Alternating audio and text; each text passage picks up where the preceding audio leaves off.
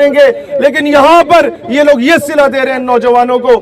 میں آپ لوگ اگر اس سے اتفاق کرتے ہیں تو 1 گھنٹے کا الٹیمیٹم دیتا ہوں، اگر یہ پریزیڈنٹ اور وائس پریزیڈنٹ اس ادارے کا آ کے مذاکرات نہیں کرتے تو 1 گھنٹے کے بعد کشمیر ہائی وے بلاک ہوگی۔ 1 گھنٹے کی ڈیڈ لائن ہے۔ یہاں پر لوگ بلوچستان سے آئے ہیں، یہاں پر لوگ سندھ سے آئے ہیں، کراچی سے آئے ہیں، یہ ساؤتھ پنجاب سے آئے ہیں، ہمارے پختون آئے ہیں، یہ لوگ کشمیر سے آئے ہیں، گلگت سے آئے ہیں۔ دوستان ذی وقار، میں یہ بات کہنا چاہتا ہوں، ہمیں یہ بار بار ہم کہتے ہیں جناب آپ لوگ، چلو خیر باقی تقریر بعد میں صرف یہ کہنا چاہتا ہوں منظم رہیں، ہماری بہنوں کی عزت کا خیال ان بھائیوں نے رکھنا ہے نمبر 1، اور نمبر 2 یونٹی کے ساتھ رہنا ہے۔ پاکستان ہمیشہ زندہ باد۔ تکبیر، نعرہ رسالت، نعرہ حیدری، پاکستان، پاکستان، پاکستان کا مطلب کیا؟ منظم ہو گئے سارے؟ اب 2 چیزیں صرف سنیں۔ نمبر 1، ہماری بہنیں جو یہاں آئی ہیں ان کی عزت کا خیال آپ لوگوں نے خود رکھنا ہے، یہ آپ کی رسپانسبلٹی۔ بالکل بالکل۔ نمبر 2، آپ لوگ اپنے حقوق کے لیے آئے، بس ٹھیک ہے، کوئی اعلان کرنے کی ضرورت نہیں، آپ لوگ اپنے حقوق کے لیے آئے ہیں۔ حقوق منوانے کے لیے منظم رہنا is the most important factor۔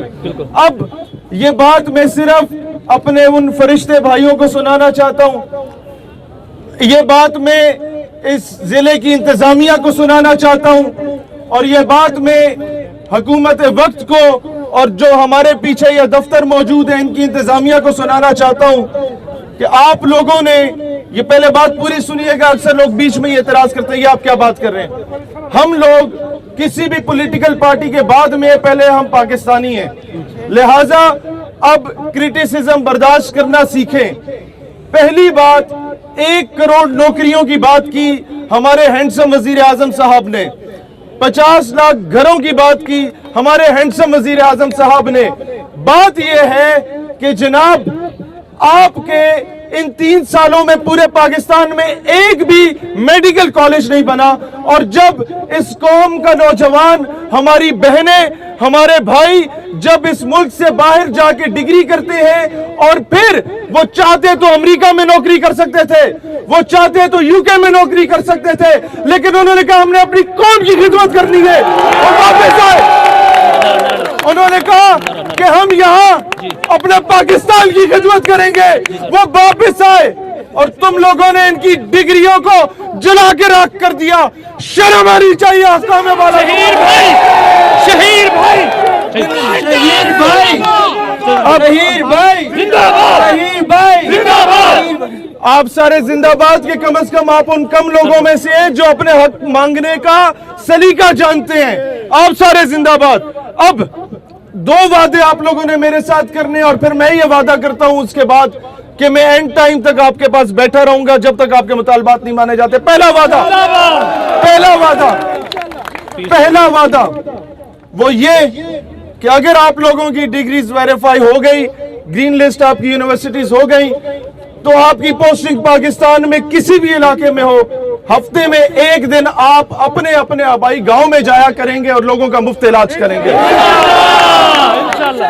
دوسرا وعدہ، دنیا کی کسی بھی کونے میں چلے جاؤ، پاکستان کا پرچم اس ملک میں تمہارے سینے پہ ہونا چاہیے اور اس پرچم کو کبھی جھکنے نہیں دینا ہے۔ اور اب میں یہ حاکم وقت سے کہتا ہوں کہ یہاں پر ماؤں نے اپنے زیور بیچے، بہنوں نے اپنے زیور بیچ کے اپنے بھائیوں کو پڑھایا، یہاں بزرگوں نے اپنی زمینیں بیچی، یہاں پر اپنے گائے بھینسیں بیچی، اپنی مویشی سارے بیچے انہوں نے۔ اس کے بعد جا کے کئی ایسے بچے جو تعلیم سے آراستہ ہوتے ہیں، وہاں لالچ بھی دی جاتی ہے کہ تمہیں پاکستان میں کیا ملنا ہے، یہاں پہ کیا رکھا ہے، لیکن یہ کہتے ہیں نہیں، جس ملک کے لیے ہمارے باپ دادا نے قربانیاں دی تھیں، شہادتیں دی تھیں، جس ملک کے لیے ہر دوسرے دن ہمارا فوجی شہید ہوتا ہے بارڈر پہ، ہم اس ملک کی جا کے خدمت